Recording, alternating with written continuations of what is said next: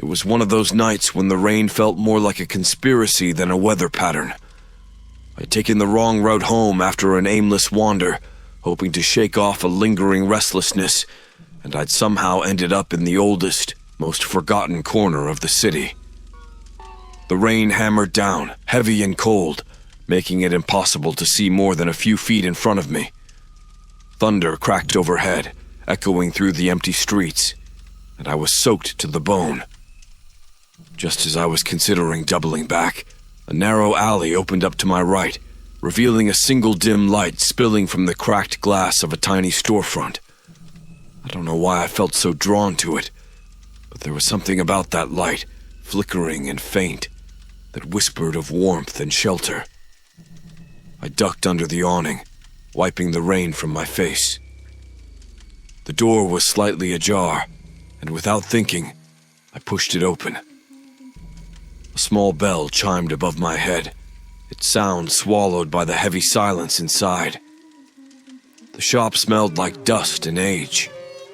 My first instinct was to leave, to go back out into the rain, but then a figure appeared from the shadows, a gaunt, thin man with skin stretched taut over his sharp features.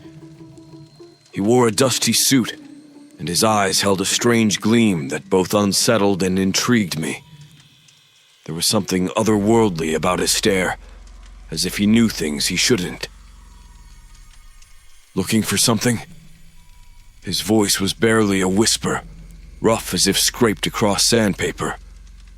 I shook my head, trying to muster up a polite refusal, but he raised a hand, silencing me. "Wait here.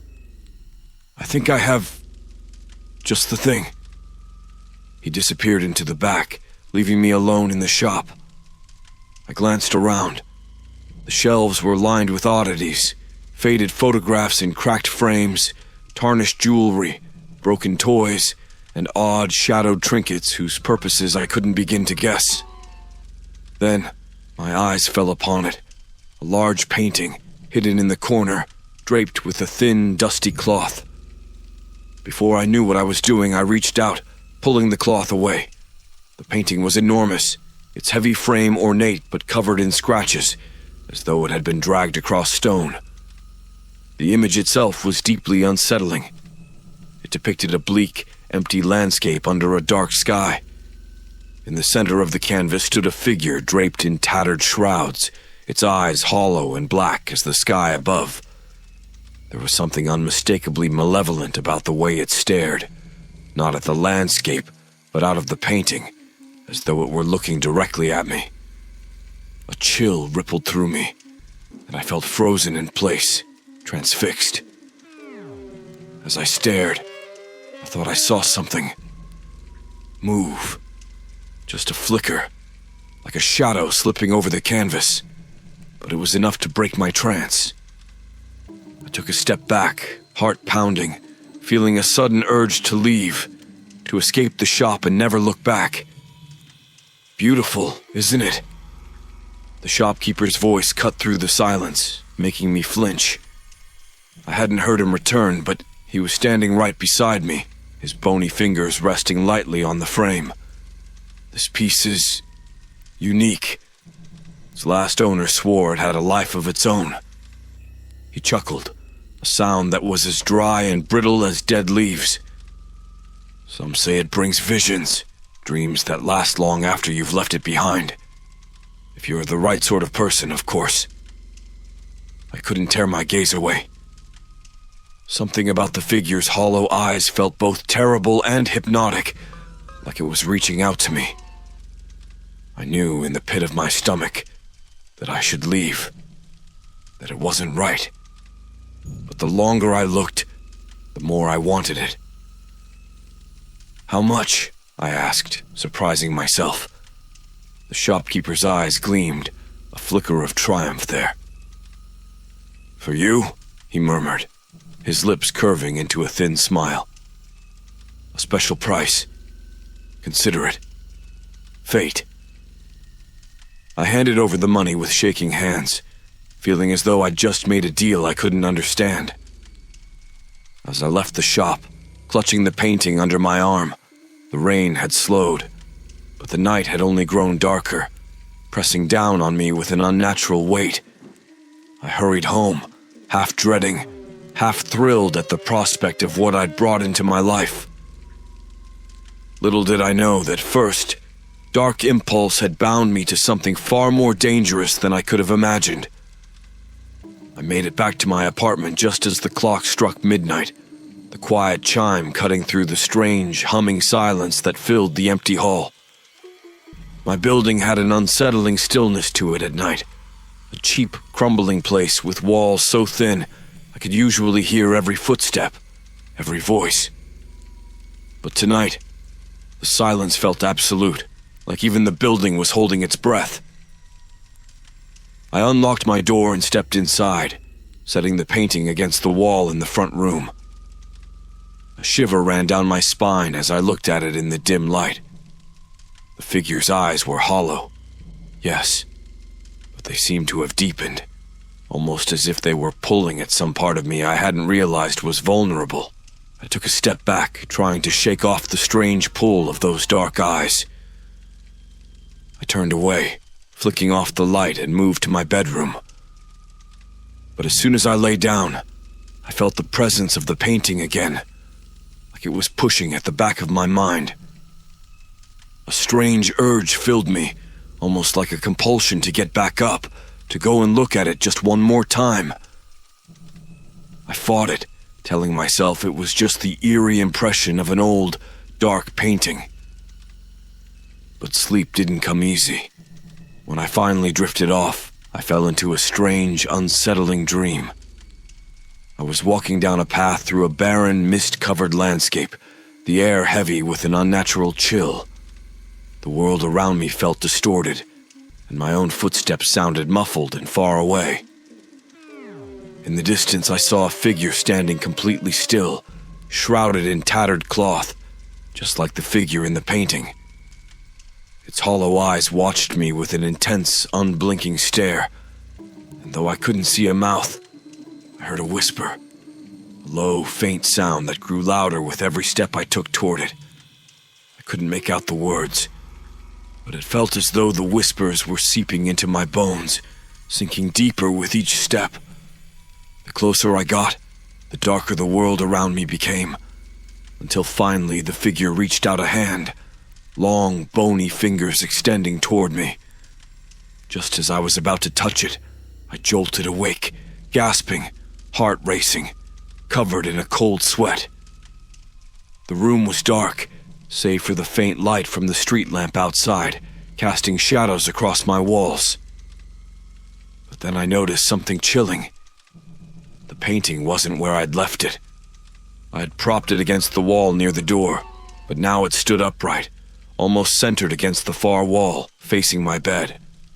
The figure's eyes seemed to glint, even in the dark, with an eerie familiarity that I couldn't explain. My heart hammered as I stared, unblinking, waiting for my eyes to adjust, to show me that I was only imagining things. After a few minutes of heavy breathing, I convinced myself that maybe I had moved it myself without realizing. Sleep-deprived, anxious, perhaps even hypnotized by the strange attraction I felt to it. With a hesitant sigh, I settled back down, but sleep eluded me. The image of the figure, its hollow eyes watching me, was burned into my mind. The following days, the painting's hold on me only grew. Each time I looked at it, I noticed new details, creases in the figure's shroud, shadows that shifted like smoke around its frame, a faint, dreadful movement behind the hollow eyes, like something lurking just beyond the canvas, waiting to step through.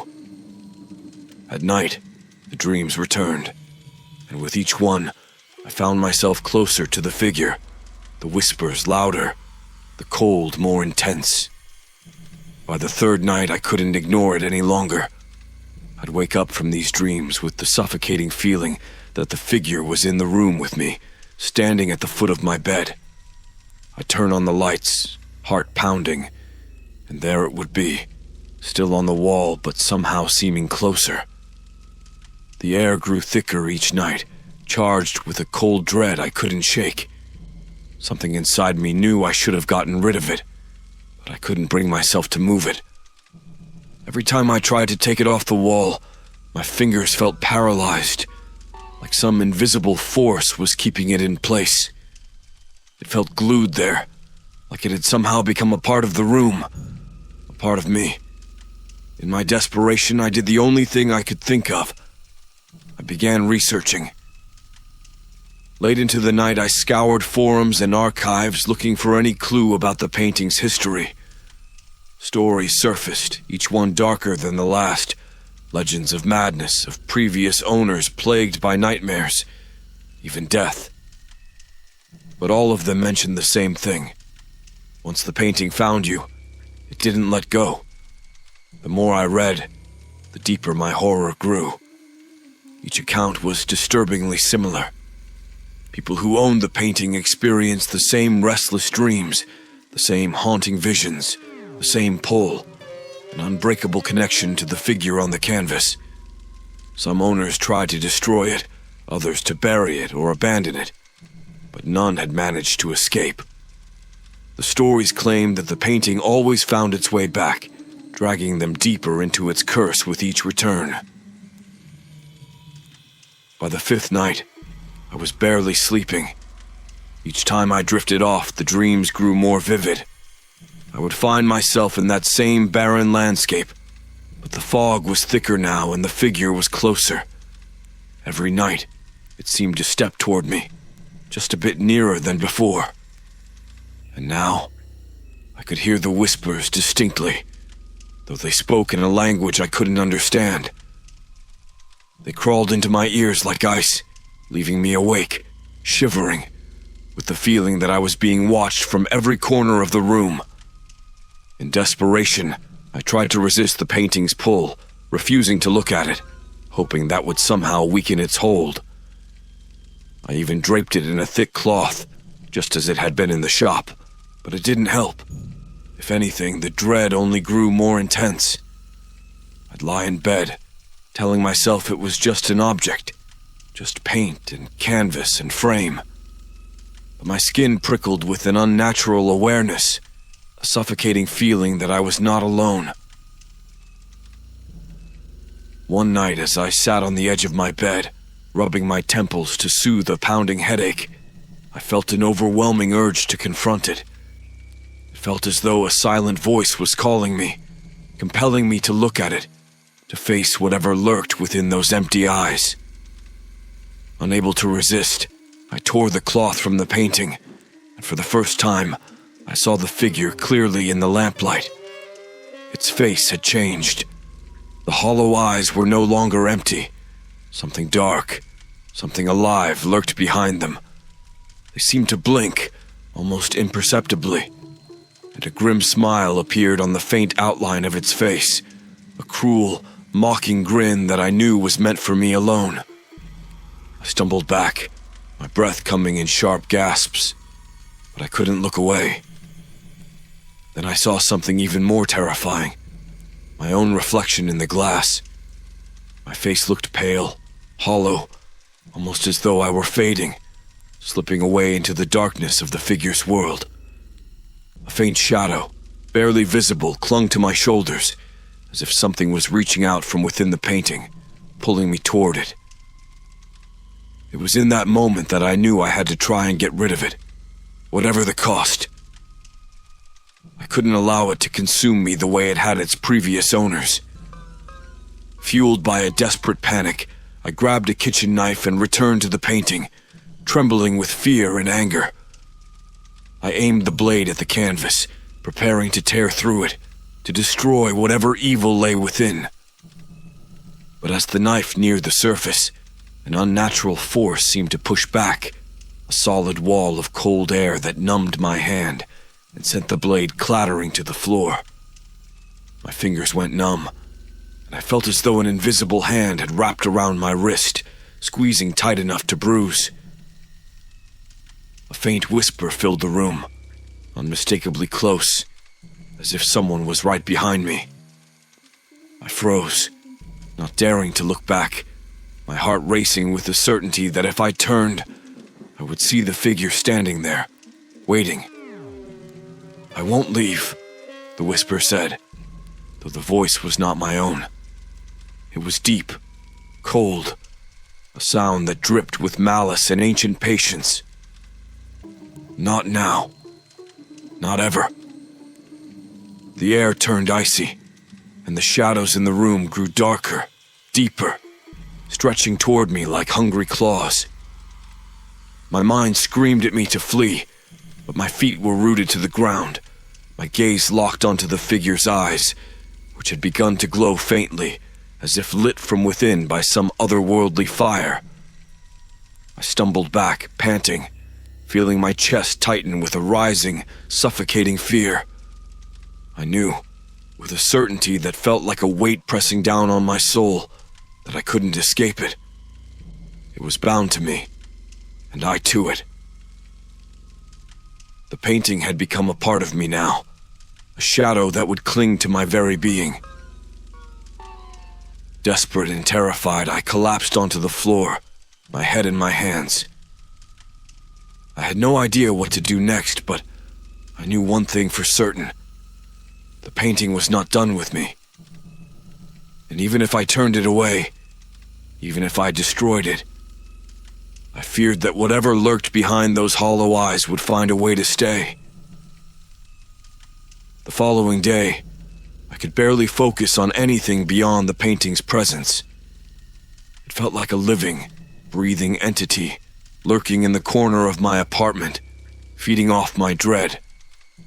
I knew I had to try again to rid myself of it, if not by force, then by some other means. Perhaps there was a ritual, an incantation, anything that could sever whatever dark bond I'd unknowingly forged with it. I refused to let this thing consume me. Desperate, I reached out to a contact of mine, an old professor from my university days who specialized in folklore and the occult. I hadn't spoken to him in years, but I found his number buried in my contacts list and dialed with shaky fingers, praying he'd pick up. After a few tense rings, his familiar raspy voice answered, sounding weary and suspicious until he recognized my voice. He listened at first with curiosity, then with a chilling seriousness as I described the painting, the figure, and the haunting, unshakable dreams. There was a long pause on the other end of the line before he spoke again. "Listen to me very carefully," he said, his voice low and urgent. "If what you're describing is real, then you're dealing with something far older and darker than I can fully explain. Spirits can be bound to objects by pain, hatred, desperation, powers that take centuries to fade. But there's one thing I'm certain of. These spirits feed on fear, on obsession. The more you allow it into your mind, the stronger its hold over you becomes." I was quiet, feeling the weight of his words settle into my bones. "Is there a way to break it?" "Maybe," he replied, though his tone didn't carry much hope. "Some spirits, especially those bound to art, see the world as a mirror of their own twisted torment. They might release you if you acknowledge their pain, confront the spirit without fear, face it fully. It's a gamble, but it could work." I hung up feeling only half reassured, but the professor's words echoed in my mind. Confront it without fear. I wasn't sure I had that in me, but I couldn't live in terror any longer. Whatever haunted the painting was hungry, and it was drawing me in deeper each night. If I didn't act soon, I felt sure it would consume me. That night, I prepared myself as best I could. I lit candles around the room, hoping their warm, steady light might offer some protection. The painting seemed to stare back with a malevolent curiosity, as if it knew what I was planning. My hands shook as I dragged a chair in front of it, forcing myself to sit directly before those hollow eyes. I took a deep, steadying breath and began to speak, my voice trembling. "I know you're in there. I don't know who or what you are, but I know you're suffering. I can feel it. The anger, the loneliness. If you're trapped, then tell me what you want. Show me why you're haunting me." The shadows in the room seemed to shift, as if the walls themselves were listening. The candles flickered, casting uneasy shadows across the figure's face. The hollow eyes seemed to deepen, as if pulling me in, and I felt an overwhelming cold settle over my skin. For a long moment, nothing happened, and I almost convinced myself I was alone. But then, I felt it. A pressure in the air, a shift as something ancient and powerful stirred. A low, guttural whisper crept from the painting, filling my mind with fragmented images. I saw flashes of a life long past, a woman with dark eyes, a scream torn from her lips, her face twisted in fear and anguish. Shadows swallowed her, dragging her into darkness as her desperate cries echoed, unanswered. It was her, I realized with a jolt. The figure in the painting. The whispers grew louder, a relentless tide of grief and fury. The words were unintelligible, but the emotions tore through me, flooding my mind with a pain so profound that tears sprang to my eyes. The figure on the canvas moved subtly, its form twisting, reaching out with those long, shadowed fingers, closing in on me. I forced myself to speak, choking on my own fear. "I understand now. I'm sorry. I didn't mean to." Before I could finish, a cold, forceful grip seized my mind, as though something from the painting had reached into my very soul. The hollow eyes bore into me, filling my vision, drowning out every thought, every flicker of hope. For a terrible moment, I felt myself slipping away, as though I was becoming part of the painting, merging with the anguish, the hatred that bounded. With a final desperate cry, I wrenched myself free, stumbling backward out of the chair and gasping for breath. The painting's figure was still, silent, its expression unchanged, but a subtle shift in the air told me I had succeeded, if only in part. I could still feel its presence, cold and dark, but the hunger had ebbed, as if some invisible thread had finally been loosened. I slumped against the wall, gasping as the oppressive cold slowly drained from the room. The candles had burned low, casting long shadows, and everything felt strangely quiet, like the world itself was holding its breath. I dared to look back at the painting, half expecting to see the figure breaking free from the canvas, reaching for me again with those long, skeletal fingers. But it remained still, its eyes empty, hollow, watching. The faintest flicker of hope settled over me. Maybe confronting the spirit had released me from its grasp. Maybe in acknowledging its pain, I had loosened its hold. The professor's words echoed faintly in my mind, a reminder that some spirits could be appeased by recognition. Perhaps this curse was breaking, and the nightmare would finally end. But just as relief started to fill my chest, the temperature in the room plummeted once more. My breath fogged in the air, and I felt a familiar dread creeping over me, rooting me to the floor as an unnatural silence descended. The painting's figure began to shift, its head tilting slightly, those dark, hollow eyes narrowing with renewed intensity. It hadn't loosened its hold at all. If anything, it had only grown stronger, like my attempt to confront it had made it more determined, more eager to consume me. And then I understood. I had not acknowledged its pain. I had only challenged it, and in doing so, I had woken it up. A cold whisper echoed in my mind, sharp and clear this time, filling me with a terror so profound that my body went numb. "You are mine," it rasped, and in that moment, I felt myself slipping, as if I were being pulled into those hollow, dark eyes, drawn into the painting's world.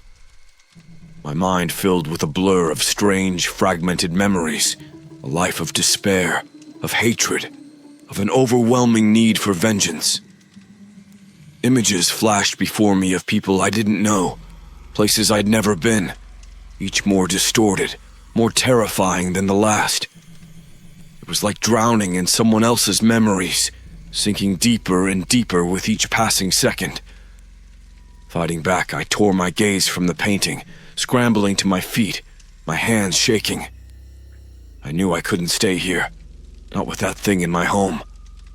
I had to destroy it once and for all, before it consumed me entirely. My heart hammered as I grabbed the painting, carrying it toward the window with a burst of frantic energy, planning to throw it out, to rid myself of it once and for all. But just as I reached the window, I felt a crushing force around my chest, a pressure that sent me stumbling back, gasping for air. The painting fell from my hands, landing face up on the floor. Its eyes seemed to glow with a faint, unnatural light, a smug satisfaction that sent a wave of nausea through me. It wanted me here, in this room. There would be no escape. I turned to my bookshelf, hands fumbling through the old tomes and occult texts I'd gathered in my desperate search for answers. There had to be something, some ritual or incantation that could sever this unholy bond. My fingers brushed against a heavy leather-bound book, an old volume on protective rights, and I yanked it from the shelf, flipping through the brittle pages until I found a passage on exorcising malevolent spirits bound to objects. "Salt," I whispered, my voice trembling. "Salt and fire." I tore through my kitchen cabinets, scattering salt in a wide circle around the painting. As I poured, the air in the room grew thicker, pressing down on me with a malicious, seething rage. The figure in the painting seemed to writhe, its hollow eyes fixed on me with a loathing that felt almost tangible, as though it could reach out and choke the life from me at any moment. I grabbed a box of matches, my hands shaking as I struck one. The flame danced weakly in the cold air, but I held it steady, lowering it to the edge of the canvas. "Leave me," I whispered, my voice barely audible. "You are not welcome here." The flame touched the painting, and for a moment, nothing happened. Then the canvas ignited, flames licking hungrily across its surface, illuminating the figure's face in a hellish glow. A scream erupted from the painting, a sound so guttural, so filled with pain and fury that it seemed to shake the very walls of the room. I stumbled back, covering my ears as the sound tore through me, echoing in my mind, reverberating through my bones. The flames grew brighter, consuming the canvas, and for a brief, horrifying moment, I saw the figure within the fire, its eyes ablaze, its mouth twisted in a silent scream. It reached out one last time, fingers clawing through the flames, and I felt its hatred sear into me, a final burning imprint as the canvas collapsed into ashes. And then, silence. The room grew still, the air warm again, as the last embers flickered and died. I stood there numb, staring at the pile of ashes on the floor, the faint remnants of that terrible haunted image barely visible in the charred remains. The weight lifted from my chest, and for the first time in days, I could breathe freely. But as I gathered the ashes, carefully sweeping them into a small tin to scatter far, far away, a faint whisper lingered in my ears as if carried on the last tendrils of smoke. "You are mine. Not now, but soon."